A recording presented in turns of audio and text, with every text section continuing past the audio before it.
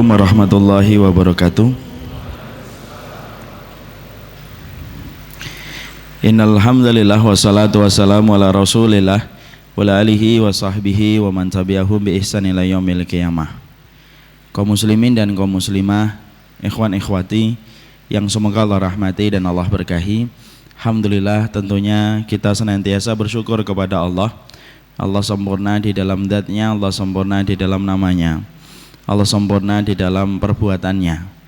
Tidak ada kesempurnaan kecuali miliknya. Allah maha baik dan Allah maha sempurna dalam segala sesuatu. Dan tidak ada keberuntungan yang paling besar kecuali keberuntungan seorang muslim ketika dia telah bersandar kepada Allah. Karena siapapun yang bersandar kepada Allah, maka dia tidak akan kecewa di dunia, dan Allah tidak akan mengecewakan ia dalam kehidupan kampung akhiratnya. Barang siapa apabila dia telah mencukupkan dirinya dengan Allah, maka tidak ada yang lagi dibutuhkan olehnya, karena Allah zat yang maha besar.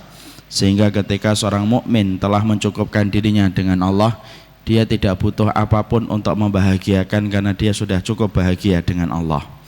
Makanya orang yang beriman, kalau mereka menjumpai setiap masalah dalam hidupnya, maka dia akan berkata pada setiap masalah itu, saya punya Allah yang jauh lebih besar daripada setiap masalah yang saya jumpai. Makanya orang yang beriman, mereka walaupun ujiannya berat, mereka tetap tersenyum, karena sesungguhnya ujian yang Allah berikan kepada mereka itu lebih kecil dibandingkan pertolongan yang Allah berikan. Dan itulah yang menjadikan kita senantiasa bersandar kepada Allah, menggantungkan kehidupan kita kepada Allah.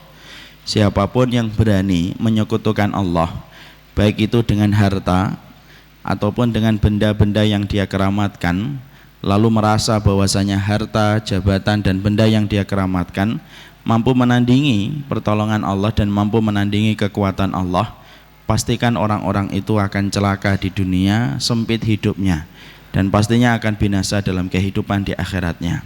Dan itulah yang menjadikan kita senantiasa berusaha bersyukur kepada Allah dalam segala sesuatu, menggantungkan kepadanya, dan semoga kita selalu diberikan pertolongan dalam setiap ibadah yang kita lakukan, karena kepada Allah kita bersyukur dan kepadanya kita berharap semoga Allah tidak meninggalkan kita walaupun sekejap mata.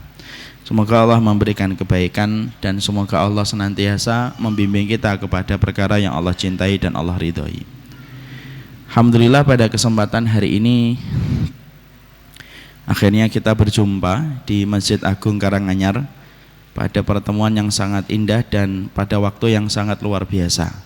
Waktu subuh ini terasa segar. Kenapa kita kalau waktu subuh itu menghirup udara itu segar betul? Karena sesungguhnya Hasan Al-Basri berkata, karena waktu subuh itu merupakan waktu di mana udara belum tercampur dengan udara orang munafik. Karena orang munafik itu mereka belum bangun dari tidurnya. Makanya kita menghirup udara di waktu subuh itu terasa seger, walaupun terkadang mungkin matanya masih ngantuk, tapi kita mendapati kesegaran.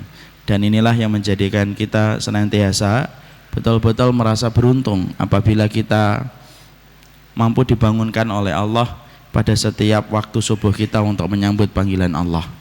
Bahagianya orang mukmin itu sederhana, bisa bangun subuh itu sudah luar biasa. Makanya kalau ada di antara antum, kalau masih jomblo dan belum menikah, belum bisa bangun subuh, ndak usah ngarepin mampu membangun rumah tangga. Bangun dulu hidup antum ketika waktu subuh antum bangun, baru membina kehidupan rumah tangga. Bagi yang sudah subuh bisa bangun, maka ya sudah disyukuri dulu keluarganya. Semoga Allah senantiasa memberikan kebaikan insya Allah. Tadi malam sempat saya ngobrol dengan salah satu panitia. Kita kajiannya habis subuh atau jam berapa, akhi? Kalau kajian subuh kan berarti jam 4. Padahal tadi malam kita pulang dari Jogja sampai rumah 12:30, sampai hotel maksudnya. Kemudian ternyata kajiannya jam 5. Jadi alhamdulillah masih punya waktu sebentar untuk berjumpa dengan keluarga dan akhirnya baru berangkat menuju ke sini. Tapi antum memang luar biasa, walaupun kajian subuh antum telah datang jauh-jauh dari rumah antum. Semoga kita senantiasa dipertemukan dalam sesuatu yang baik, dan semoga kita ketemu di dunia, bertetangga di surga. Kemarin saya ada video live itu di salah satu sosial media. Nanti kalau tetanggaan di surga kita minum kopi ya Ustadz. Saya bilang saya nggak suka dengan kopi, saya sukanya dengan teh. Jadi nanti kalau kita di surga kita ngeteh bareng-bareng. Alhamdulillah sudah ada tehnya. Gorengannya yang belum ada. Barakallahu fiik. Semoga Allah memberkahi setiap komponen dan setiap panitia yang mengadakan acara ini, dan semoga mereka walaupun tidak dikenal oleh kita nama mereka satu persatu, tapi wallah panitia luar biasa menjemput saya dari tadi malam, kemudian mungkin sedikit tidurnya dan jauh lebih sedikit daripada saya. Walaupun mereka tidak dikenal, tetapi insya Allah ketulusan mereka akan dikenal oleh penduduk langit. Keberadaan mereka penting. Walaupun cuma ngatur parkir, walaupun cuma ngatur jalur jamaah mana yang kumpul di kanan, mana yang di kiri, tanpa mereka panggung ini tidak akan berdiri.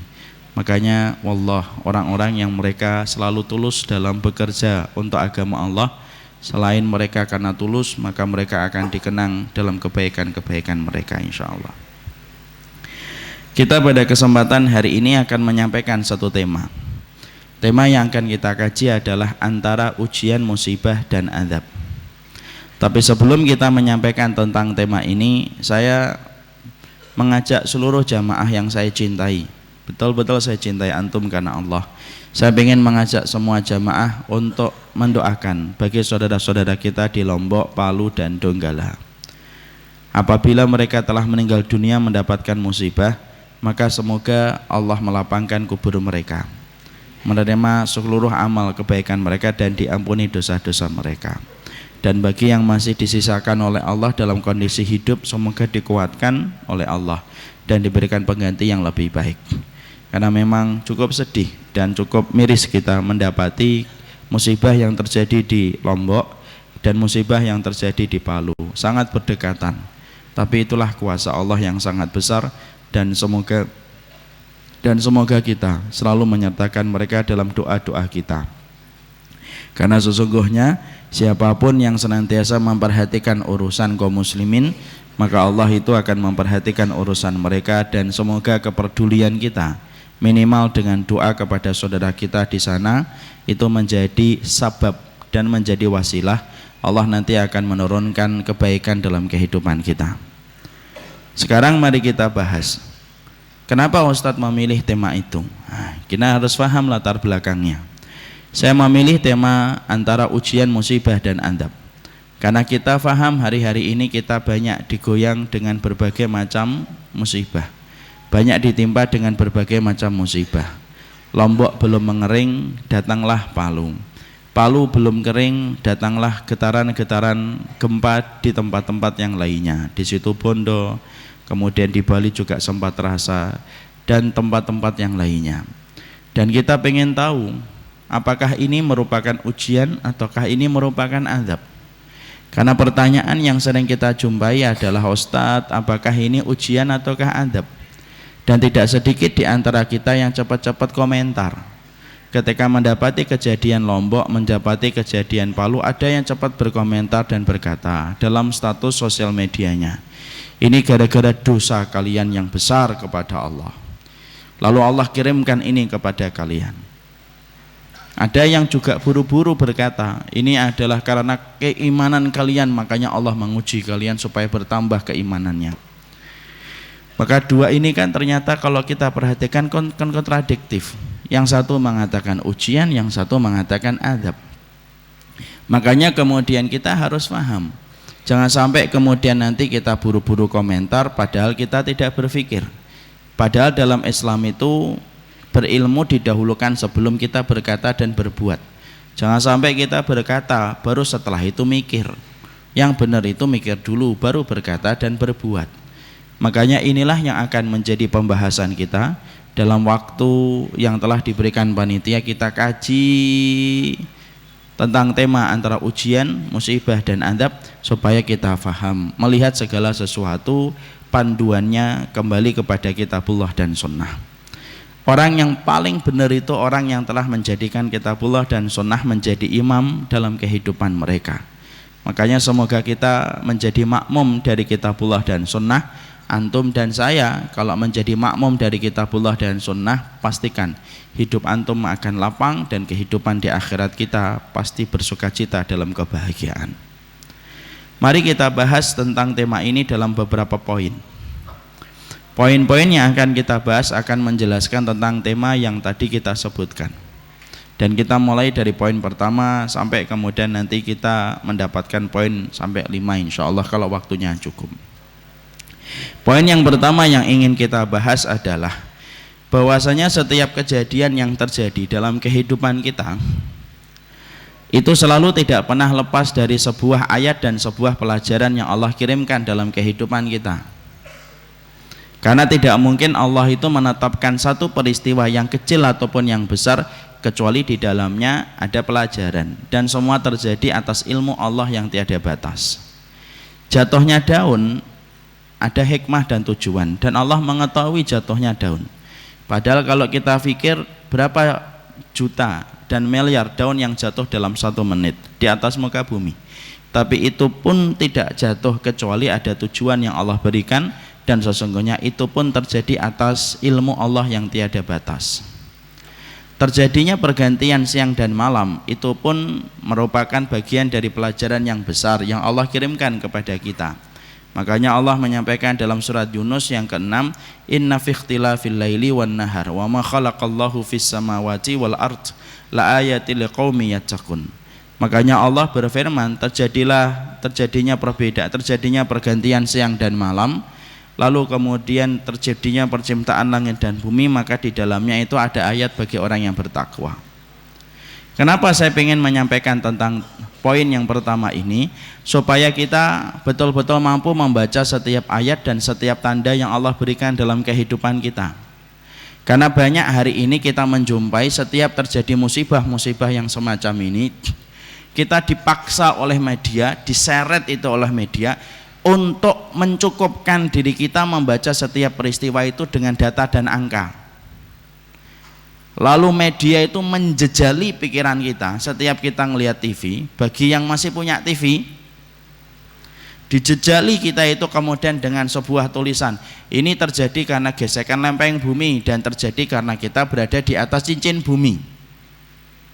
Kalau kemudian kita memahami bahwasanya setiap peristiwa ditutup dengan kata fenomena alam, anak paling tidak suka dengan kata fenomena alam itu. Kemudian ditutup dengan data dan angka, selesai, tidak ada pelajaran. Akhirnya apa? Yang terfikir oleh kita berarti kita harus menciptakan teknologi untuk mengalahkan alam. Nah, itu kan gitu.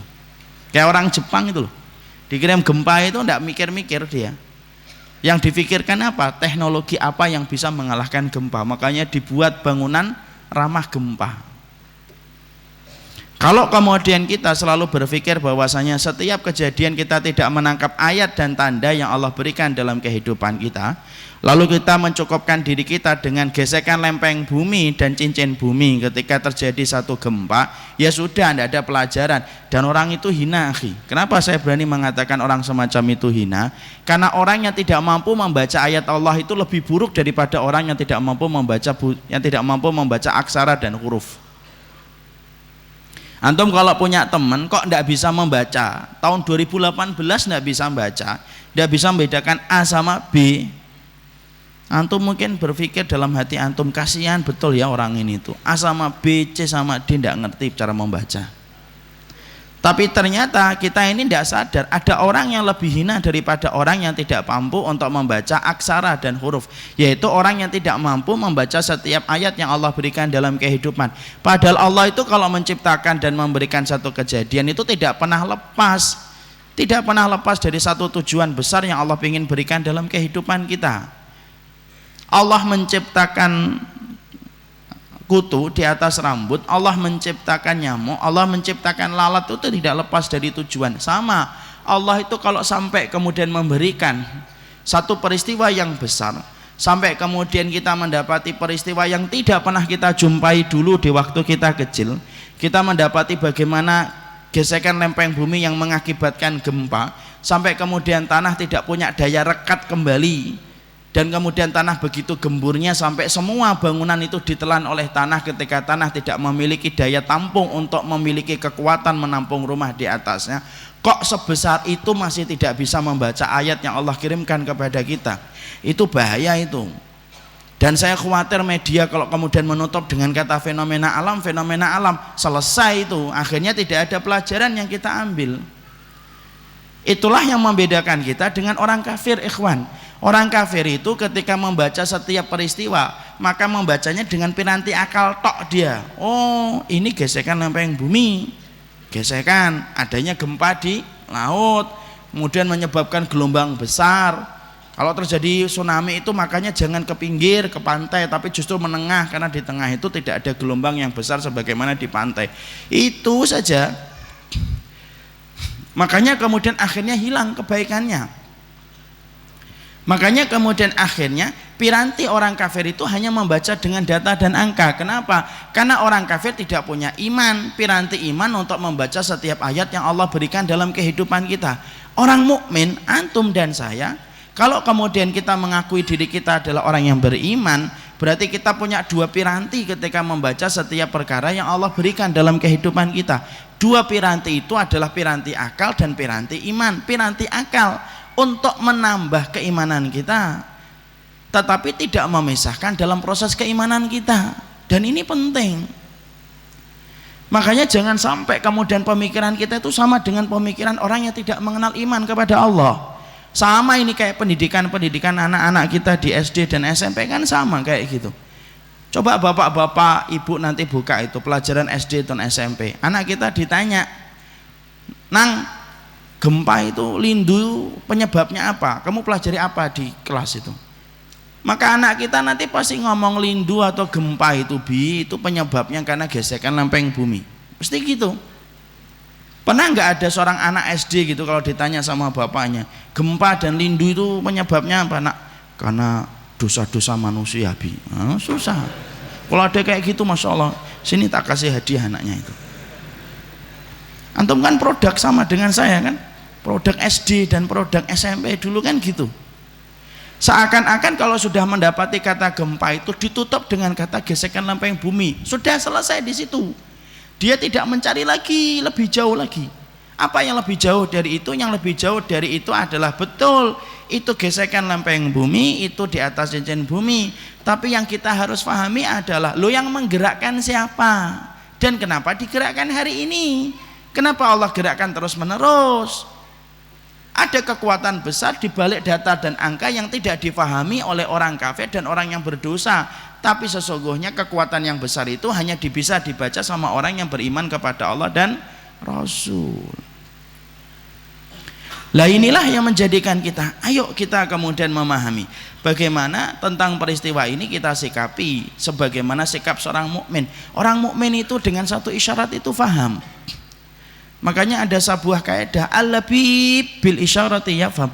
Orang pintar itu, Pak, semakin pintar baca satu isyarat itu faham. Jangan sampai dikasih banyak isyarat itu tidak faham-faham. Antum kalau kemudian ngobrol dengan istri atau suami harus paham isyaratnya. Aduh capek gitu, istrinya harus paham, suaminya minta dipijet. Coba kalau ada suami, aduh capek gitu, istrinya masih megang handphone. Aduh pegel, masih megang handphone. Wah enak banget ya kalau ada yang mijet masih megang handphone. Kira-kira antum jadi suami gimana, akhi? Gemes, gregetan gitu, banteng pintu, istrinya baru paham loh kenapa marah gitu, karena dia tidak paham isyarat kita. Sama sebaliknya, istri kemudian sudah memberikan isyarat, aduh makan di rumah kok bosen ya, antum tidak paham kode itu, ya sudah ditambah micin supaya gurih. Ya kan?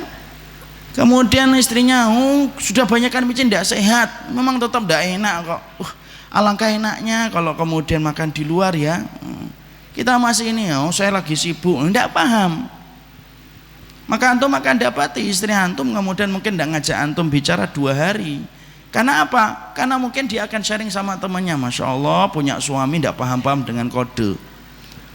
Itu gitu, akhi. Kalau kemudian suami istri saja, kalau kemudian mengirimkan kode ternyata kok tidak paham-paham, kita katakan Masya Allah suami dan istri macam apa. Loh, kita ini kalau tidak paham kode yang Allah berikan, lalu kemudian mencukupkan diri kita dengan data dan angka, rusaknya iman itu ketika tidak paham tentang bagaimana menyandarkan seluruh persoalan itu kembalinya pada Allah. Makanya saya tegasin poin yang pertama, bagi penggemar Metro TV, TV One, dan media-media yang kemudian tidak memiliki pijakan agama yang begitu kuat, pasti kalau setiap melihat TV itu selalu yang disuguhi itu data kayak gitu. Mboten. Makanya dimatikan TV-nya. Dan semoga TV kita rusak insya Allah. Karena sesungguhnya hal semacam itu kurang benar. Dan itu yang bisa mempengaruhi cara berpikir kita. Kalau kemudian kita sudah mengimani bahwasanya gempa itu karena gesekan lempeng bumi, ya bar, udah selesai. Yang difikirkan teknologi, tempat yang lainnya, nanti kemudian tidak merasa bahwasanya di tempatnya itu nanti ada gempa. Kenapa? Alhamdulillah saya tinggal di Kalimantan, kan gitu.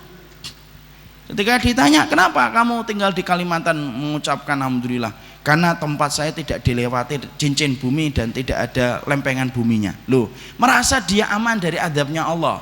Padahal merasa aman dari adabnya Allah itu tidak ada yang bisa melakukan itu kecuali orang yang merugi. Oh, dimanapun Allah mampu kok kirimkan kok. Jangan kayak orang Jepang. Jepang itu pinter akalnya tapi tumpul hatinya. Makanya lihat Jepang, orang yang banyak muji-muji Jepang itu loh, jangan terlalu banyak muji Jepang. Ya memang Jepang itu orangnya disiplin, orangnya kalau kemudian kita lewat dia hormat, kalau buang sampah dipastikan betul. Tapi ada sesuatu yang lebih parah yang dilakukan orang Jepang. Orang Jepang tidak mengenal Allah, dan semoga Allah memberikan hidayah untuk mereka. Makanya kejadian gempa itu tidak menjadikan mereka mengintrospeksi apakah kesalahan mereka, tapi justru yang mereka lakukan itu apa? Membuat teknologi, membuat bangunan yang ramah gempa. Kenapa? Dalam tanda kutip mereka ingin berdamai dengan gempa. Oh, tidak bisa. Oh, ngelawan ke Allah, tidak menang itu dunia akhirat. Makanya itulah yang kemudian kita pahami yang pertama. Yang kedua yang kita pahami sebelum kita kemudian persoalan ujian, musibah dan adab. Yang kedua yang harus kita pahami adalah sesungguhnya setiap perkara yang terjadi tidak pernah keluar dari rahmatnya Allah. Dan tidak ada kezaliman dalam setiap peristiwa yang Allah berikan dalam kehidupan kita. Artinya gini, nanti bisa jadi Pak, Ibu, beberapa hari kita akan melihat itu. Kita akan melihat berbagai macam tayangan video dan berbagai macam foto yang mana ketika kita mendapatinya dan melihatnya itu menyayat hati. Waduh, ada yang sudah 2 pekan gitu ditemukan dalam kondisi penuh dengan lumpur gitu. Kadang-kadang kita akan melihat ada binatang kucing yang sudah mati, matanya sampai celong, tidak ada lagi dagingnya. Itu peristiwa-peristiwa itu yang terekam dalam foto dan video, maka pastikan bahwasanya itu tidak pernah keluar dari sifat rahmatnya Allah dalam kehidupan seorang mukmin. Kenapa kita harus memiliki modal memahami poin yang kedua ini? Karena saya khawatir kalau saya nggak menjelaskan ini, saya dan bapak dan ibu nanti secara refleks akan berkata, kok kejam banget ya kelihatannya. Dan ini sudah sering terjadi. Orang-orang liberal itu mengeluarkan tulisannya gini, kalau memang dosa itu mengundang adab, berarti Allah itu dendam dan Allah itu pemarah. Coba tulisan orang liberal itu kayak gitu. Coba, sudah ada musibah lu masih bisa mengatakan kayak gitu. Lu kalau memang setiap dosa itu mengundang adab, berarti Allah pemarah dan Allah pendendam. Wallahi Allah, saya tuh ketika ini sesek dada saya baca. Makanya kemudian kita harus paham, apapun kejadian yang di atas muka bumi ini tidak pernah keluar dari sifat rahmatnya Allah dan tidak pernah keluar dari sifat adilnya Allah. Sehingga kemudian apapun nanti yang kita temukan, peristiwa yang menyedihkan, semua peristiwa itu menyayat hati dan mengiris hati. Bahkan sampai kita kadang-kadang tidak tega melihatnya karena saking begitu memilukan peristiwa-peristiwa itu yang terekam dalam foto dan video. Itu tidak keluar dari sifatnya rahmat Allah. Dan jangan pernah berprasangka buruk sama Allah. Wong berprasangka buruk sama manusia aja dosa, apalagi kok berprasangka buruk sama Allah. Allah itu zat yang tidak mau kemudian hambanya itu berprasangka buruk kepadanya. Makanya dosa besar berprasangka buruk sama Allah itu.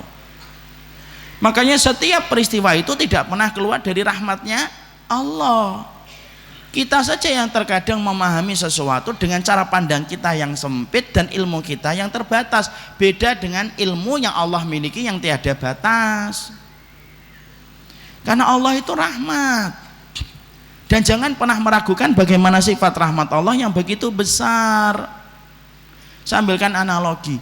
Seorang ibu itu sifat kasih sayang dia kepada anak itu begitu besar. Sepakat atau tidak sepakat bapak-bapak? Sepakat. Yang jomblo pasti nggak bisa jawab karena enggak punya istri. Maka kita sepakat bahwasanya seorang ibu itu rahmatnya besar dia kepada anaknya itu. Dia rela tidak tidur supaya anaknya tidur. Rela gendong anaknya yang demam semalaman itu rela. Supaya anaknya tenang gitu. Kalau bapaknya insya Allah tidur. Itu bapak. Bahkan seorang ibu itu kalau contoh yang paling jelas itu, kalau tiba-tiba di kantongnya itu cuma 15.000, kemudian anaknya minta ayam lamongan bu gitu, ya dibelikan itu ayam lamongan. Padahal saat itu ibunya juga pengen makan ayam. Ayamnya kira-kira dimakan sama ibunya atau dikasih ke anaknya? Kasih ke anak. Bapak-bapak nggak ada yang jawab. Anak ibunya rela makan apa? Sambal sama timun supaya anaknya makan ayam. Anaknya nanya, bu kok nggak makan ayam? Ndak, itu ibu lagi ndak pengen makan ayam. Walaupun setiap lihat anaknya makan ayam itu netes dia.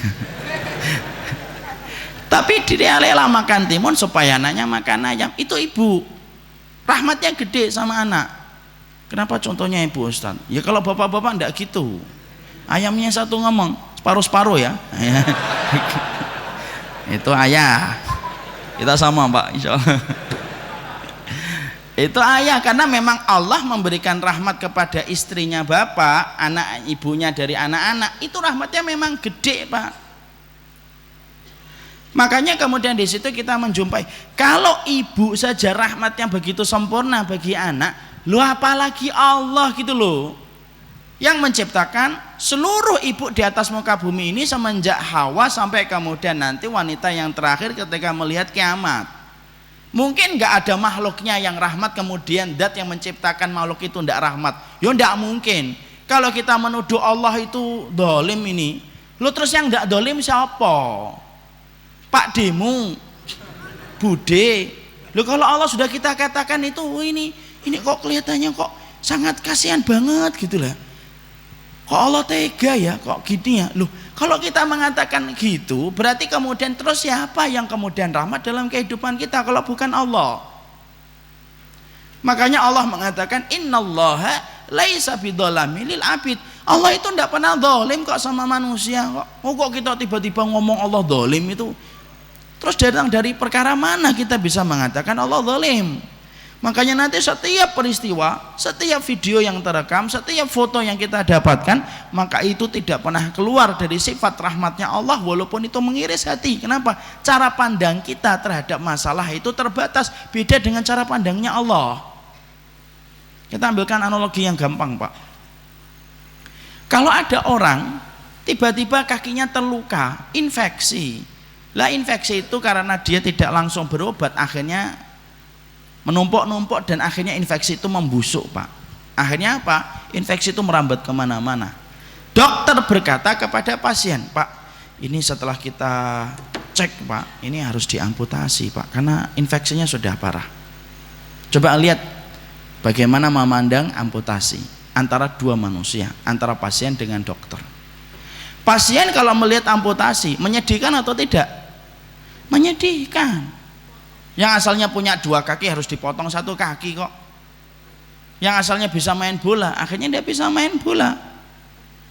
Yang biasanya kemudian bisa kemana-mana dengan dua kaki harus dipotong. Kira-kira pasien akan ngomong gimana? Dok, jangan dipotong kakinya dok, saya ini pemain bola ya, kalau saya dipotong kakinya siapa yang ngegulin? Karena tim saya itu yang ngegulin cuma saya doang. Contoh. dia akan berusaha mengatakan kepada dokternya, jangan dipotong dok. Itu menurut versi pasien. Menurut versi dokter, loh amputasi itu jalan yang terbaik. Kenapa? Loh kalau bapak tidak diamputasi, itu infeksi merambat ke atas. Kalau sudah merambat ke atas, infeksi sampai ke lambung, sampai ke jantung, itu lebih parah dan bisa mengakibatkan kematian. Coba lihat, cara pandang dokter dengan pasien beda atau tidak beda? Beda. Pasien itu melihat amputasi itu sesuatu yang menyedihkan dan buruk, dokter itu justru memandang amputasi itu sesuatu yang baik. Loh, antara dokter dengan pasien aja cara pandangnya beda. Kita dengan Allah itu kadang-kadang kita mikir, ya Allah, sampai saya pernah nemukan tuh kucing Pak di Palu itu sampai hitam, dagingnya sudah tidak ada, matanya colong, artinya kedua belah matanya sudah tidak ada. Itu pun menurut kita menyedihkan, tapi bagi Allah itu di situ ada kebaikan, tidak perlu ragu itu. Makanya jangan sampai kemudian kita terkena pemahaman sebagaimana sekuler gitu loh. Karena Allah itu tidak pendendam dan Allah itu tidak pemarah. Allah itu adil. Kalau ada orang bermaksiat dihukum, itu sifat keadilan Allah. Sebagaimana kita kerja di sebuah kantor, melakukan kesalahan berkali-kali, dikasih SP1, dikasih SP2, dikasih SP3, kok nggak memperbaiki dan mengevaluasi kesalahan, baru dipecat secara tidak terhormat. Itu kan fitrah. Dan itu kita harus pahami. Dan itu poin yang kedua, membaca peristiwa Lombok, Palu dan Donggala tidak pernah keluar dari lingkup sifat rahmat Allah yang begitu sempurna. Itu yang kedua. Yang ketiga yang kemudian harus kita pahami, kalau kita melihat kejadian musibah yang semacam ini, mari kita merujuk kepada Nabi Muhammad. Bagaimana Nabi ketika melihat peristiwa-peristiwa alam. Kenapa? Karena orang yang paling cerdas dalam kehidupan manusia itu siapa? Rasul, bukan Albert Einstein. Kata siapa sih itu? Itu produk Yahudi itu. Orang yang paling pintar bukan Newton, bukan Albert Einstein, tapi orang yang paling cerdas itu Nabi. Oh, gurunya Allah, pembimbingnya itu langsung malaikat Jibril.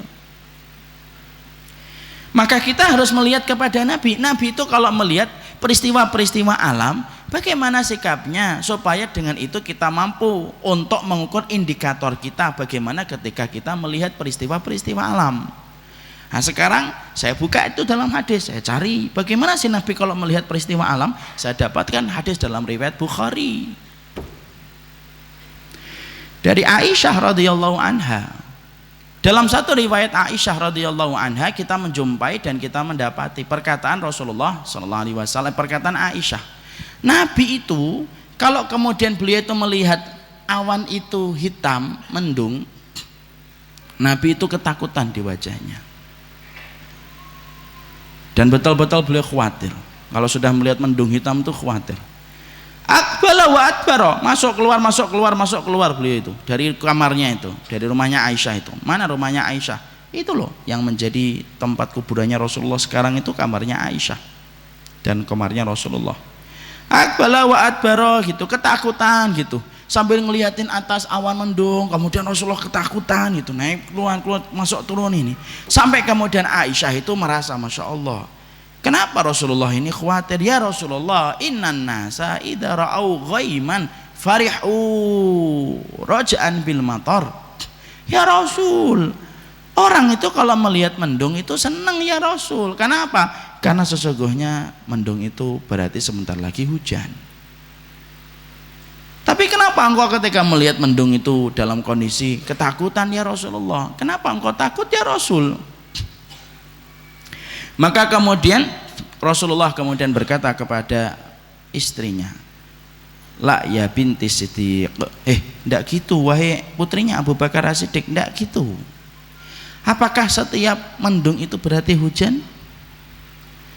Kemudian Rasulullah membacakan ayat di dalam surat Al-Ahqaf, falamma ra'ahu 'aridun mustaqbila awdiyatihim qalu hadza 'aridun mumtirna bal huwa masta'jaltum bih rihun fiha adzabun alim tudammiru kulla syai'in bi amri rabbiha fasbahu la yura ila masakinuhum kadzalika najzil qaumal mujrimin. Kemudian Rasulullah SAW itu kemudian membacakan Surat Al-Ahqaf ayat 24-25. Apa yang dibacakan oleh Rasulullah artinya ketika kaum Ad, yaitu kaumnya Hud, mereka itu menantang Hud itu ketika mereka berkata segerakan itu adab. Maka ketika kaum Ad itu melihat mendung hitam itu yang ada mengiringi di langit itu, kaum Ad itu ngomong, hadza aridum mumtirna. Wah, udah hitam mendungnya, entar lagi hujan. Kalau kita membuka dalam tafsirnya, orang-orang Ad itu membuka baju sebagian itu, mereka akan menyambut hujan. Hadza aridum mumtirna. Allah berfirman, bal huwa mastajaltum bih rihun fi adzabun alim.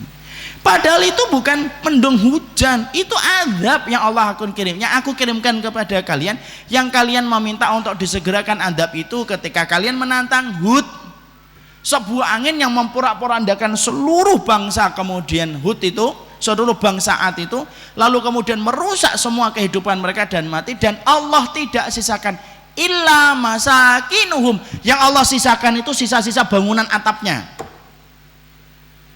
Itulah cara Allah ketika kemudian menimpakan hukuman kepada orang yang berani berdosa menantang Allah. Maka ketika mendengar ini, maka Aisyah itu langsung diem. Loh, itu Rasul, Pak, Masya Allah, ngelihat mendung, loh itu khawatir, ketakutan. Orang yang paling cerdas itu Nabi, Pak, membaca setiap peristiwa dan ayat Allah itu orang yang paling cerdas Nabi. Nabi hanya ngelihat mendung saja kemudian dalam kondisi ketakutan. Itu menunjukkan apa? Luar biasanya Rasulullah itu. Makanya kalau hari ini misal dalam tanda kutip Rasul hidup bersama dengan kita, Pak, ngelihat kejadian di Palu dan melihat peristiwa bagaimana tanah berjalan sampai tower-tower tinggi, bangunan-bangunan besar itu jalan, setelah jalan itu masuk ke tanah dan Allah tidak sisakan itu kecuali sisa-sisa saja dari pendian atapnya. Kira-kira Nabi terus membaca ayat itu terus kayak apa? Makanya kalau kita nggak melihat dan merujuk, mengembalikan referensi kita untuk membaca setiap tanda, tidak kita kembalikan kepada Nabi, ya selesai, Pak, nanti ya kita menganggapnya sudah. Kemudian ketika pas baru terjadi anget-angetnya, maka kemudian kita sedih, tapi setelah beberapa hari hilang, Pak. Dan itulah yang menjadikan kita akhirnya paham kenapa kita tidak pernah mendapatkan pelajaran dari Nabi. Bagaimana Nabi ketika membaca peristiwa-peristiwa alam yang terjadi itu, karena di situ kita akhirnya paham, di situ kita ngerti kita ini terlalu sekuler hidupnya. Dan salah satu indikator sekulernya kita dalam hidup itu apa? Membaca setiap ayat tidak dikembalikan kepada Nabi ketika membaca setiap tanda. Nah, itu sekulernya kita tuh kayak gitu. Dan itu yang berbahaya kalau kemudian kita kayak gitu. Makanya pendidikan sekuler ini, Masya Allah, moga-moga dengan dakwah nanti orang itu akan terkikis di pendidikan sekuler ini. Kita ini dapetin rahmat dari Allah, dapetin nikmat dari Allah. Lu kok malah memisahkan agama dalam kehidupan dan kita menjadi sekuler tanpa kita sadari? Itu ayat Allah itu dikirimkan contohnya Nabi, Pak. Coba, Pak, Nabi ngeliat mendung ketakutan, Pak. Dan itu wallah susah, Pak. Ngikutin sunnah itu tidak gampang. Ngelihat mendung aja takut Rasulullah itu. Padahal kita menanamkan takut melihat mendung itu susah, Pak. Kita kan rata-rata kalau lihat mendung itu kemudian seneng. Tapi itulah yang terjadi. Makanya kemudian itu yang menjadikan kita, berarti kita harus membaca setiap peristiwa itu sebagaimana peristiwa yang kemudian dilihat oleh Rasul, supaya kita punya rasa takut. Baru ngelihat mendung sudah takut, apalagi ngelihat sesuatu yang kemudian terjadi. Makanya kita nanti membaca setiap peristiwa itu harus punya ketakutan. Apa bedanya takut kita kepada Allah dengan takut kita kepada manusia? Ya beda. Takutnya kita kepada manusia menjadikan kita jauh dari manusia itu, takutnya kita kepada Allah menjadikan kita semakin dekat kepada Allah. Orang yang takut sama Allah pasti tobat. Orang yang takut sama Allah pasti tahajud. Orang yang takut sama Allah pasti kemudian menutup aurat. Orang yang takut sama Allah tidak mungkin homo. Orang yang takut sama Allah tidak mungkin lesbian. Orang yang takut sama Allah tidak mungkin mengambil sesuatu yang bukan haknya. Kenapa? Takutnya kita kepada Allah itu justru mendekat kepadanya. Ya, itu yang ketiga. Yang keempat, yaitu adalah kita harus paham, tidak semua dosa, tidak semua kemaksiatan itu diadab oleh Allah di dunia. Ya. Paham ya? Tidak semua maksiat, tidak semua dosa itu diadab oleh Allah di dunia. Kenapa saya ingin menyampaikan tentang ini? Saya ingin menyampaikan tentang tema ini karena ada orang sekuler lagi, liberal dan sekuler. Itu ngomong di dalam salah satu bahasa Twitternya. Ya, bapak-bapak tahu Twitter? Enggak tahu. Enggak usah tahu Pak, enggak apa-apa insya Allah. Saya juga enggak punya Twitter yang ngurusin admin.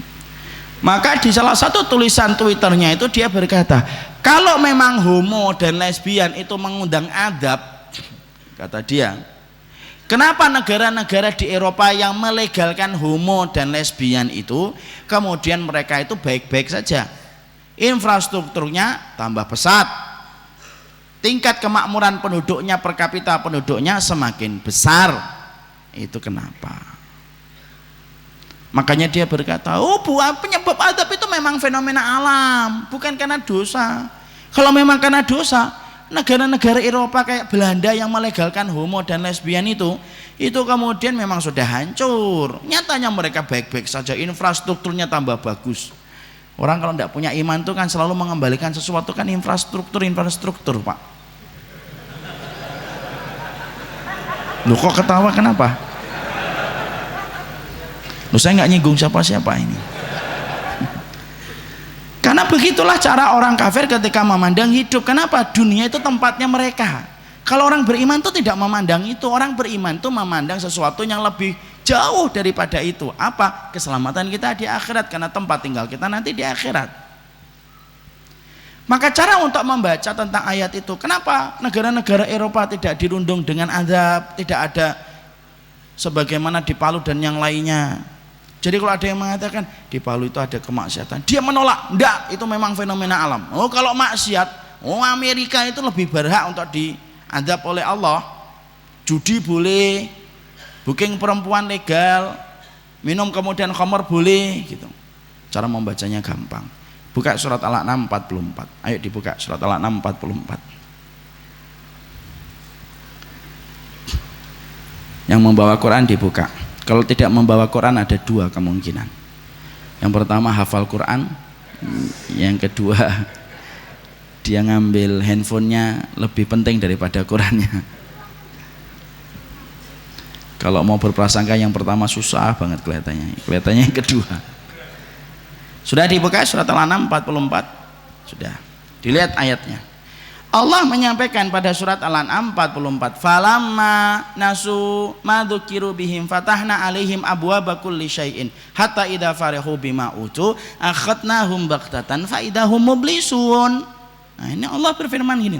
Kalau kami dapati manusia itu sudah lupa peringatan yang kami berikan, itu sudah lupa peringatan yang kami berikan. Artinya orang itu bermaksiat terus, lupa terhadap kewajibannya kepada Allah untuk meninggalkan larangan, lupa, namanya nasu.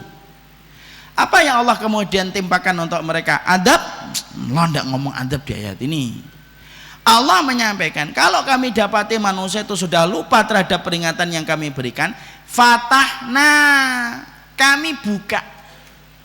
Apa yang dibuka? Abwaaba kulli syai'in, semua kesenangan duniawi sebelum mereka dulu mendapatkan, setelah bermaksiat justru malah dapat semua fasilitas dunia. Senang-senang mereka. Sampai ketika mereka mendapatkan kenikmatan duniawi yang dibuka jor-joran itu sama Allah, mereka tambah lupa dan amnesia terhadap dosa dan kemaksiatan yang mereka lakukan. Orang itu kalau biasanya dapat harta banyak itu kan cenderung amnesia, Pak. Senang-senang hatta idza farihu, sampai ketika mereka tenggelam dalam semua kesenangan itu, akhadnahum baghtatan, diambil nyawa mereka tiba-tiba, fa idahum mublisun, kemudian mereka terhenyak balik kepada Allah. Itu loh jawabannya di situ tuh. Kenapa kemudian tidak semua dosa itu langsung diadab di dunia? Kenapa? Ada adab Pak yang ditakhir oleh Allah, tidak dikasih di dunia tapi dikasihnya di akhirat, tapi itu 2 kali lipat. Adab di akhirat kok dilawan. Adab di dunia aja seperti itu kok. Padahal adab di dunia itu tidak pernah menyamai adab akhirat, Pak. Makanya kalau ada satu bangsa, satu komunitas, satu kampung melakukan maksiat, kok justru tidak mendapatkan peringatan dan musibah, tapi justru semakin bagus itu infrastrukturnya, tingkat per kapita penduduknya semakin tinggi, itu malah berbahaya, Pak. Kenapa? Dia akan semakin lupa dan semakin lupa terhadap dosa dan kemaksiatan yang telah dia lakukan. Coba, Pak. Itu jawaban, Pak, dari pertanyaan kita. Kenapa ya Ustadz ada tukang bakso yang datang ke dukun, pulang dari dukun rame baksonya. Padahal ada teman saya tidak pernah datang ke dukun jualan bakso, tidak laku-laku. Itu jawabannya bukan karena Allah ridho sama yang datang ke dukun. Itu justru karena Allah itu mendapati orang ini sudah lupa. Akhirnya apa? Dibuka pintu kesenangannya. Akhirnya apa? Semakin lupa, Pak, dan tidak tahu bahwasanya datang ke dukun itu syirik. Syirik. Saya tuh alhamdulillah barokah kok hidupnya sekarang. Mobil saya 3, motor 6. Itu rumah atau Gojek, Pak. Maka kemudian dia menyangka dengan harta yang banyak itu kemudian menjadi tanda barokah hidupnya, padahal salah. Itulah kemudian jawaban dari pertanyaan kita. Saya punya teman tidak pernah sholat, Ustadz, minum terus, sudah punya istri tapi zina tiap malam, tapi kaya raya itu. Jangan ditiru, kalau gitu, kalau pengen kaya itu tidak usah sholat ya Ustadz. Nggak gitu. Tapi itu yang kita baca di dalam surat Al-An'am 44, disitulah kita paham. Itu karena Allah itu justru apa? Mentakhir adab untuk mereka supaya mereka mendapatkan adab 2 kali lipat di akhirat, dan itu jauh lebih berat, Pak. Orang kalau kemudian melakukan maksiat, kok kemudian dia tidak apa-apa, itu jauh lebih bahaya. Contoh nih, kita ambilkan contoh. Kita punya teman, Pak, 2 orang, Pak. Yang satu, dua-duanya pernah minum khamr, alkohol. Kalau bahasa sini apa? Ciu. Kalau bahasa saya congyang. Dia minum itu. Kemudian ada yang minum. Ini contoh minum teh. Insyaallah enak tehnya. Maka kemudian ada teman kita minum itu, baru 2 teguk saja muntah-muntah dia 3 ember. Padahal minumnya 2 teguk, muntah-muntahnya 3 ember.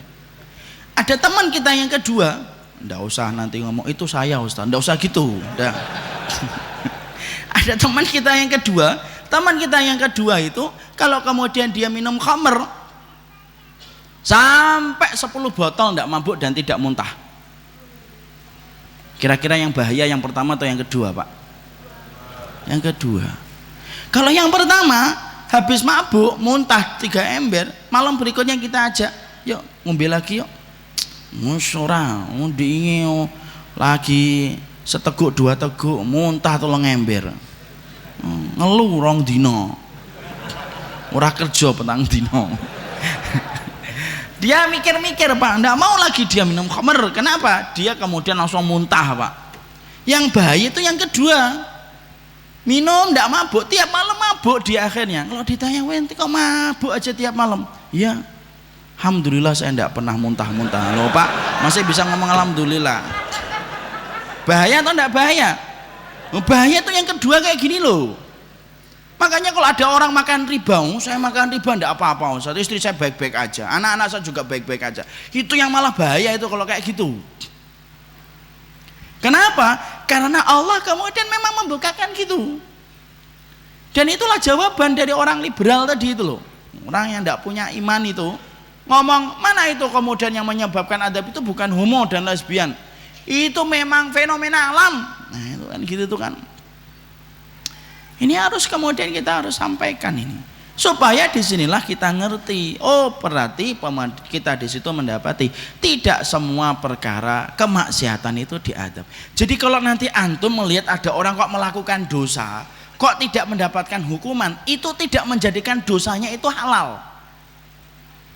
Saya punya teman, Ustaz, bahwasanya katanya zina itu nanti mendatangkan mandorot. Itu teman saya tiap malam zina, enggak apa-apa itu. HIV juga enggak kena, sehat aja. Bahkan kalau lari lebih kenceng dia daripada saya. Jangan-jangan zina boleh, Ustaz. Nah, itu kan rusak, Pak. Istidlal cara berpikir semacam itu tuh rusak. kita lupa dengan surat Al-An'am 44. Jadi nanti kalau ada teman bapak ngomong, kemudian cerita dia, menurut saya itu dosa itu tidak ada hubungannya dengan adab, karena banyak orang yang melakukan dosa baik-baik aja. Ruqyah pak orang itu pak, dengan surat Al-An'am 44 tadi. Sini mas, saya bacakan surat Al-An'am 44. Emang bisa baca Quran? Ya tidak bisa, artinya aja. Maka itu yang kita harus mengerti. Itu nomor berapa? Nomor 4. Nomor kemudian 5. Di sini kita bahas, kalau gitu Ustaz, antara adab, antara ujian, musibah dan adab. Terus bedanya apa? Terus bagaimana kita korelasikan dengan kejadian di Palu, Lombok dan Donggala? Nah, gini, sebelum kita membahas perbedaan, kita bahas dulu persamaannya. Persamaannya itu Pak, antara adab, antara ujian dan musibah bagi mereka yang masih disisakan hidup. Bagi mereka yang disisakan hidup, itu merupakan titik balik yang Allah berikan kesempatan kepada mereka supaya balik kepada Allah. Ada orang dapat ujian, musibah atau adab, sebenarnya kalau dia masih hidup itu intinya sama, supaya dia balik kepada Allah. Makanya kalau orang sudah dikirimkan adab, ujian dan musibah kok nggak balik sama Allah, nah itu betul-betul orang munafik. Orang munafik itu kata Allah diberikan ujian dalam setahun 2 kali, itu pun tidak mereka baca bahwasanya itu peringatan atas dosa mereka. Ya. Contohnya gampang Pak, analoginya Pak. Kita ini mendapati nih, ada orang yang menggali sumur. Kita dapati gali sumur dia. Kemudian kita dari atas, kita ngelemparin itu kemudian uang. Kalau kita lempar uang dari atas 100.000, jatuh ke kakinya.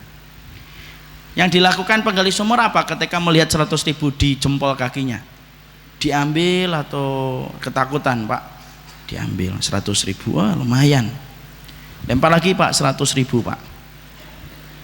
Diambil lagi Pak.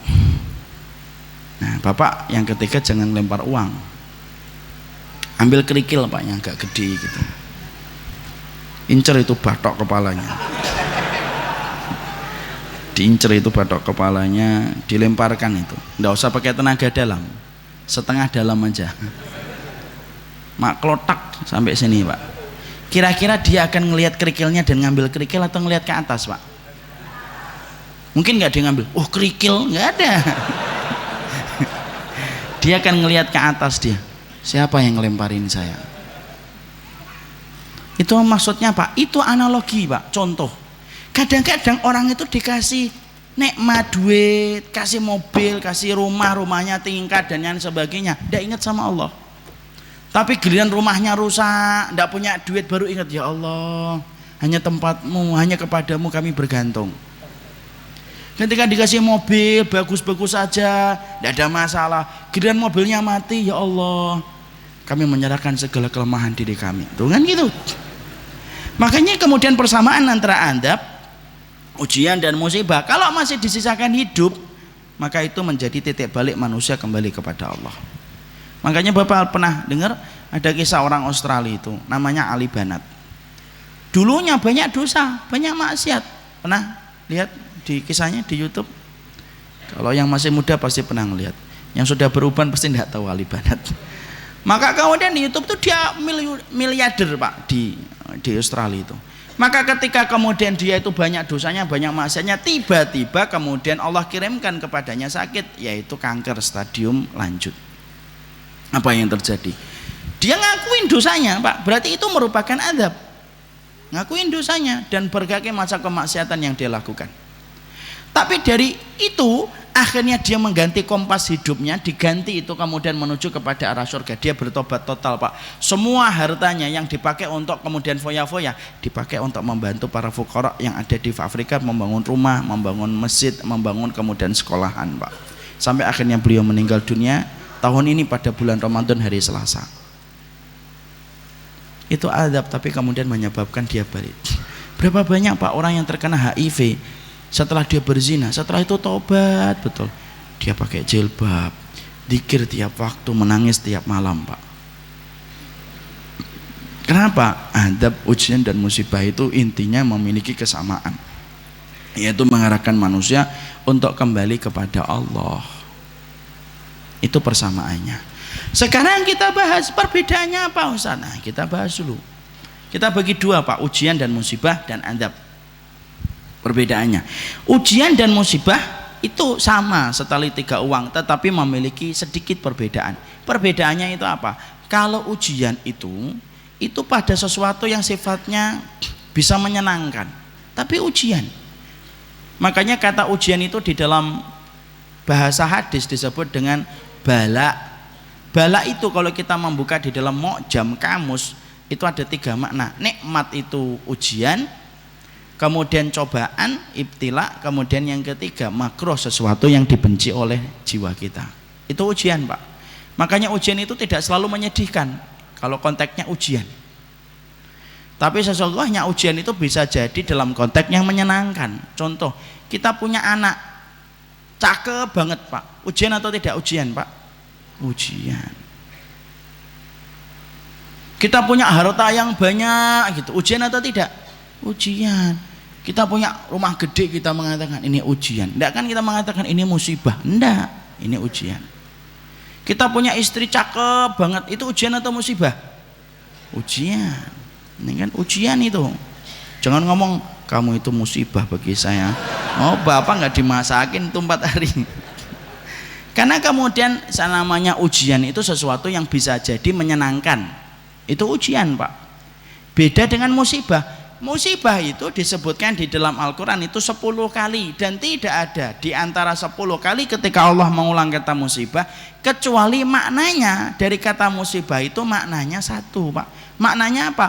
Maknanya dari kata musibah itu maknanya adalah sesungguhnya musibah itu sesuatu yang dibenci oleh jiwa. Sesuatu yang dibenci oleh jiwa. Kehilangan, sakit, menderita, itu namanya musibah Pak. Dan sesungguhnya ujian dan musibah itu identitas yang ditimpakan kepada orang yang beriman. Itu identitas yang diberikan kepada orang yang beriman. Makanya orang yang beriman itu ujiannya banyak. Inna asyaddan nasi balaan al-anbiya'u fal-anbiya'u tsummal amthalu fal-amthal. Orang yang paling keras ujian dalam hidupnya itu para nabi dan para nabi, dan orang-orang yang mengikuti para nabi. Kenapa? Ujian dan musibah itu identik dengan orang yang taat sama Allah Pak. Emang orang kalau beriman itu ujiannya besar Ustaz? Iya, semakin tinggi imannya semakin berat ujiannya. Tapi ingat, pertolongan Allah lebih besar daripada ujian yang Allah berikan. Makanya orang beriman walaupun ujiannya banyak, kenapa kok masih bisa tersenyum? Karena pertolongan Allah lebih besar daripada ujian yang dia dapatkan. Nah itu cara memahaminya, jangan sampai salah. Sampai nanti ada yang nanya, emang orang beriman tuh ujiannya berat Ustaz? Iya. Ya sudahlah, saya tidak usah beriman banget lah. Tidak beriman banget ya rugi. Makanya orang kalau tidak beriman Pak, ujiannya ringan Pak, tapi tidak ada pertolongan. Makanya walaupun ringan, sesek dadanya, makanya mati bunuh diri. Hanya gara-gara putus cinta mati bunuh diri. Ya kan, ngelamar ahwat ditolak, buat curhat 2 tahun statusnya tentang itu terus, karena tidak punya pertolongan dia. Tidak punya pertolongan itu. Makanya Bapak lihat itu, apa negara yang paling tinggi itu mati bunuh diri? Bukan di Palestina, bukan di Suriah. Padahal 2 negara itu paling layak untuk dijadikan alasan penduduknya untuk mati bunuh diri. Kenapa? Tingkat hidup sulit di sana, makan susah, kemudian diancam dengan serangan tiap waktu. Tapi malah mereka itu kemudian tidak ada yang mati bunuh diri Pak. Mana yang paling banyak mati bunuh diri? Jepang sama Korea. Padahal Masya Allah ya, Jepang sama Korea itu sudah maju Pak. Infrastrukturnya bagus. Loh sampai kemudian 2/3 negara Korea itu sudah pakai wifi gratis kalau tidak salah saya baca. Bapak bisa bayangin 2/3 penduduknya, wilayahnya itu sudah pakai wifi gratis. Kalau Bapak pakai wifi itu kan harus ke kafe dulu, mesen es teh, kemudian minta password. itu kemudian di Korea itu sampai setinggi itu, tapi mati bunuh dirinya tinggi Pak. Kenapa? Karena mereka nggak beriman. Makanya kemudian dikit-dikit operasi plastik gitu lah. Makanya kok masih menjadikan Korea jadi kiblat dan trendsetter tuh, yang dilihat itu apanya gitu loh. Mereka hidungnya bengkok dikit, operasi plastik, matanya kurang belok, operasi plastik, kulitnya hitam dikit, nangis. kemudian beli cat gitu ya, putih gitu. Kalau orang tidak beriman tuh kan gitu Pak. Makanya iklan kita itu Masya Allah, iklan kita itu diisi apa? Sampo sama pemutih Pak. Itu sebenarnya iklan itu nyudutin kita, nuduh masyarakat Indonesia itu apa? Ketombean dan hitam-hitam. Kan gitu Pak iklan. Coba Bapak kalau lihat iklan di TV, bagi yang punya TV loh ya, sekali lihat iklan sampo, sekali lihat pemutih, pengen terlihat wajah 20 walaupun umur 60 nih pakai pemutih nih. Itu kayak gitu Pak. Makanya orang yang beriman itu ujiannya berat tapi pertolongan Allah lebih besar. Makanya orang beriman itu mendapatkan ujian dan musibah ya. Kenapa orang beriman itu ujiannya berat Ustadz? Loh, Allah itu menjadikan orang yang beriman itu ujiannya berat supaya orang beriman itu tidak terkena penyakit wahan. Apa itu wahan? Hubbud dunia wa karahiyatul maut, cinta dunia dan takut mati. Itu yang pengen Allah berikan. Kalau kemudian kita apa orang beriman, ini ibaratnya orang beriman, maaf ini orang beriman, ini gelas misalkan, itu dikocok-kocok terus oleh Allah itu. Kenapa? Supaya dia tidak jatuh cinta sama dunia Pak. Karena jatuh cinta sama dunia itu apa? Rok sukuli khotiatin, lu pangkal dari semua keburukan. Itu kalau kita sudah jatuh cinta sama dunia Pak. Laki-laki saja kalau sudah jatuh cinta itu susah dikasih nasihat, apalagi jatuh cinta sama dunia. Coba antum lihat kalau nasihatin adik antum kalau lagi jatuh cinta itu, mau ngomong berbusa-busa juga nggak masuk itu kemudian telinganya. Itu yang kamu senengin itu orang yang tidak pakai jilbab, hitam lagi, dia akan ngomong nggak apa-apa yang penting manis, kan gitu. Nanti manisnya hilang tinggal hitamnya, nggak apa-apa yang penting orangnya pinter, kan gitu. Kenapa? Ngasih nasihat orang itu ketika jatuh cinta itu susah Pak. Lu jatuh cinta sama perempuan aja susah ngasih nasihat, apalagi orang yang jatuh cinta sama dunia. Makanya orang beriman dikasih ujian terus oleh Allah. Kenapa Ustadz? Loh, supaya saya dan antum Pak dikasih ujian sama Allah itu supaya kita tidak cinta sama dunia, karena dunia tempat kita meninggal dan bukan tempat untuk tinggal. Lah kalau kita jarang diuji, seneng kebangetan sama dunia, akhirnya apa? Takut mati. Paham? Sederek-sederek, sedulur-sedulur.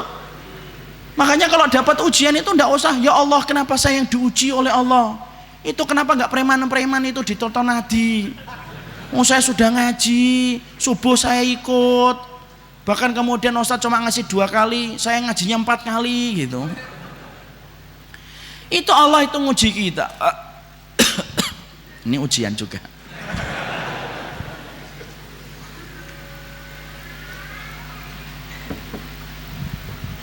Allah itu nguji kita kalau kita beriman itu supaya kita tidak jatuh cinta sama dunia.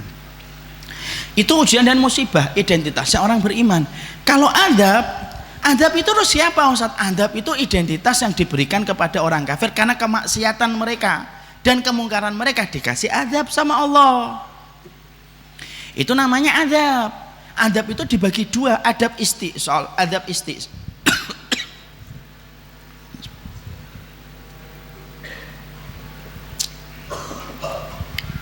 Siapa itu yang ikut batuk juga?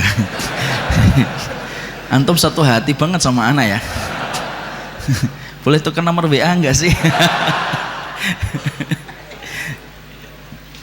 Maka kemudian kalau adab itu Pak, adab itu kemudian dikenakan kepada orang yang kafir, orang yang berdosa, identitasnya mereka gitu. Adab itu 2, adab istisal, adab yang Allah matikan semuanya tidak disisakan. Dan adab itu sudah tidak ada setelah adanya Nabi.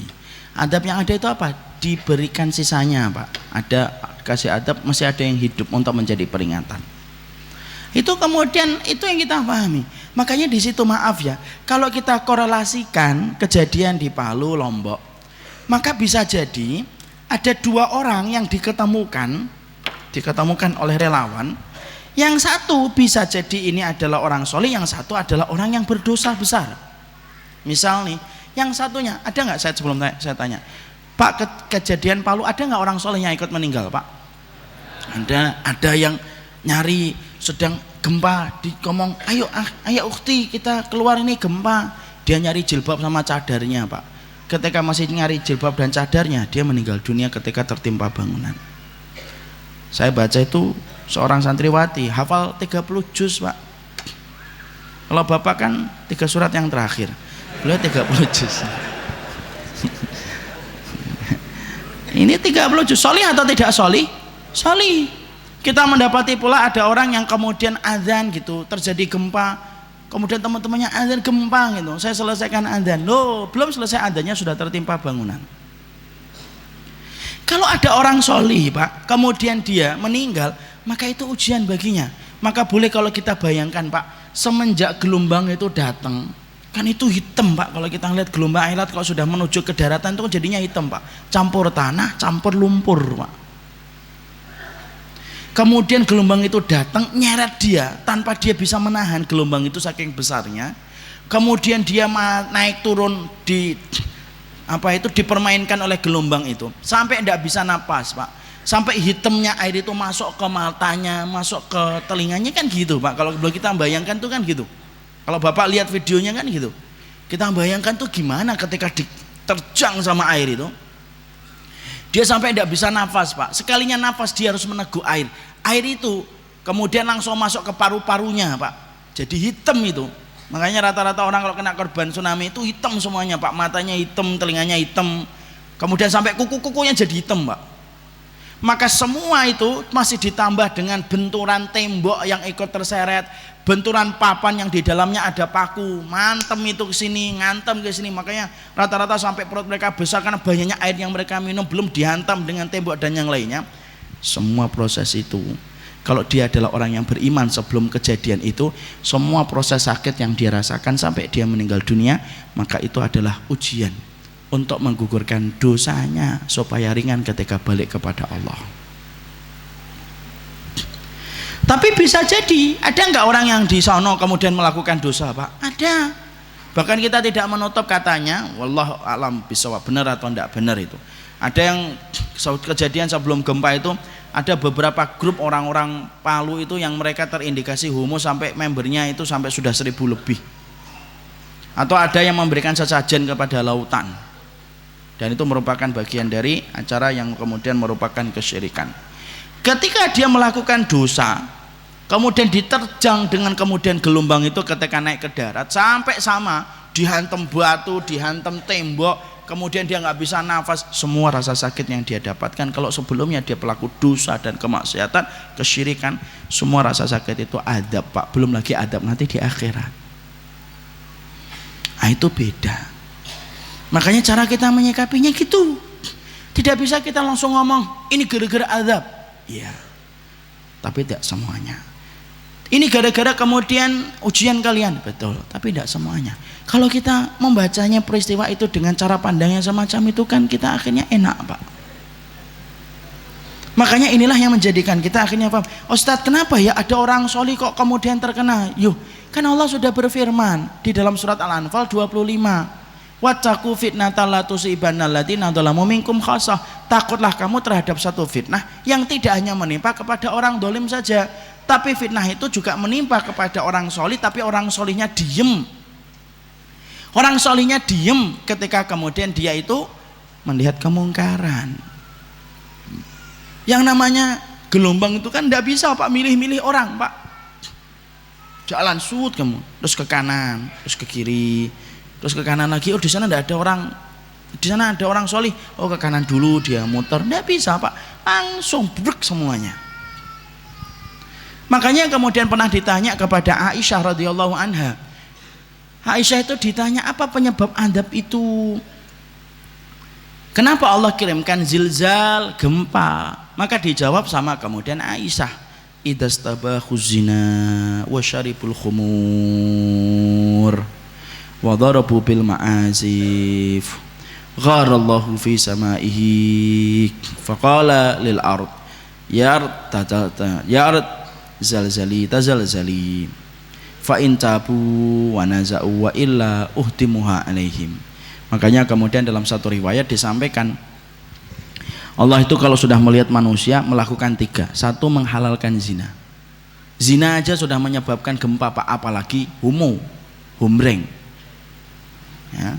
Orang kalau sudah menghalalkan zina, sekarang kalau zina itu kan, coba lihat Bapak perilaku zina sekarang. Zina itu tidak dilakukan di depan pintu Pak, di belakang pintu, di depan pintu kan. Orang itu kalau pacaran itu lebih romantis daripada yang sudah nikah. Kalau pegangan itu kenceng banget itu. Padahal suami istri kalau naik motor biasa aja. Apalagi kalau lagi bertengkar. Dikasih helm sama kemudian tas. Karena kemudian apa? Zina itu sudah merebak di mana-mana. Kemudian orang sudah minum khamr. Kemudian mereka sudah tenggelam dengan permainan musik. Maka kemudian akhirnya apa? Kemudian akhirnya Allah itu cemburu di atas langit dan berkata kepada bumi, bumi bergeraklah kamu sedikit. Nanti kalau kamu sudah bergerak, fa'in tabu wa nazau. Kalau sudah kemudian bertobat, stop. Kalau enggak, habiskan semuanya. Makanya kalau sudah kejadian kayak gini, kok kita nggak tobat nasional, Pak? Nggak tobat bareng-bareng, Pak? Masih aja disikapi dengan data dan angka dan fenomena alam, Pak. Rusak, Pak, kehidupan kita sebagai orang yang beriman. Kita ini buta apa sama ayat-ayat Allah ini. Kok masih kemudian sikapi fenomena alam ini, fenomena alam ini. Kemudian BMKG kemudian mengatakan daerah-daerah yang dilewati lempengan bumi harus hati-hati. Tidak mengkaitkan sama sekali tentang dosanya dan kemaksiatannya. Itu sumum bukmun umyun itu tepat yang kita boleh sematkan, Pak. Sudah terlalu bisu, tuli dan buta, tidak bisa baca ayat Allah itu. Makanya kejadian ini, maka kalau kemudian ini dikatakan dalam satu riwayat dari Abu Hurairah, kata Rasulullah, hadisnya panjang, itu sampai beliau mengatakan, kalau ada sampai orang kok dikirimkan kemudian berbagai macam peringatan dari Allah, salah satunya gempa, kok tidak menjadikan mereka bertaubat kembali kepada Allah, Allah akan kirimkan gempa terus menerus. Allah akan kirimkan gempa terus menerus. Dan sesungguhnya gempa itu apa? Sebagaimana kalung mutiara yang terputus. Bapak kalau ngelihat mutiara kalungnya, kemudian benangnya itu atau kemudian benangnya itu putus, Pak. Mutiara jatuhnya cepat atau tidak cepat? Cepat. Yat ba'duha ba'do. Maka jatuhnya satu mutiara disusul langsung dengan mutiara berikutnya, Pak. Dan itu yang saya khawatirkan, Pak. Makanya saat ketika kita masih bantu Lombok, kita masih mengkoordinir untuk kita membantu Lombok, kita kirim berapa ke sana, kita masih bantu-bantu yang bisa kita lakukan di sana. Kok tiba-tiba Palu kayak gitu? Saya tuh langsung Masya Allah, kenapa ya? Saya buka, Pak, kitab, Pak, saya cari hadisnya tentang semua masalah gempa itu. Lu ketemu, Pak, hadisnya dalam riwayat Abu Hurairah. Lu kalau manusia sudah dikirimkan gempa satu tempat, kok tidak menjadikan mereka bertaubat dan kembali sama Allah? Maka Allah akan jadikan gempa itu sebagaimana kalau mutiara yang putus, maka setiap satu gempa disusul dengan gempa-gempa berikutnya. Lu Palu dan Donggala belum selesai, Pak, tiba-tiba kita mendapati Situ Bondo kemarin gempa kan, sampai kemudian dirasakan di beberapa daerah. Kenapa kayak gitu ya Ustaz? Karena Allah itu berkehendak atas segala sesuatu, dan jangan pernah merasa aman dari makarnya Allah kalau kita sudah berbuat dosa. Nah, itulah yang menjadikan kita akhirnya paham. Moga-moga kita memperbanyak taubat, istighfar kita kepada Allah. Masyarakat Karanganyar, masyarakat Tawangmangu ini masyarakat yang religius. Semoga kita menjadi manusia yang cepat membaca ayat-ayat Allah. Kita bertobat, minta kepada Allah. Karena kejadian ini, Pak, terus terang, Pak, demi Allah saya itu khawatir, Pak. Habis kejadian di Lombok itu, Palu itu, saya tuh setiap mau keluar tuh khawatir gitu. Yang saya khawatirkan itu saya ketika dakwah itu gimana keluarga saya, istri saya, bapak saya, kalau tiba-tiba ada gempa. Kenapa? Orang yang selalu was-was dengan adab Allah itu merupakan salah satu di antara hal untuk menunjukkan keimanan kita kepada Allah. Semoga Allah memberikan kebaikan atas apa yang kita pelajari, dan semoga Allah memberikan keberkahan insyaallah. Disinilah 5 perkara yang kita sampaikan. Semoga Allah memberikan petunjuk dalam kehidupan kita. Semoga kita menjadi bangsa yang pandai membaca setiap ayat yang Allah berikan dalam kehidupan kita. Ini yang dapat saya sampaikan dalam pertemuan kali ini. Tidak ada yang bertanya, insya Allah tidak ada yang bertanya, insya Allah sudah pada paham ya, kelihatannya. Kelihatan dari wajah-wajahnya paham insya Allah. Semoga Allah memberkahi kita. Ini yang dapat saya sampaikan. Subhanakallahumma wa bihamdika asyhadu an la ilaha illa anta astaghfiruka wa atubu ilaika. Assalamualaikum warahmatullahi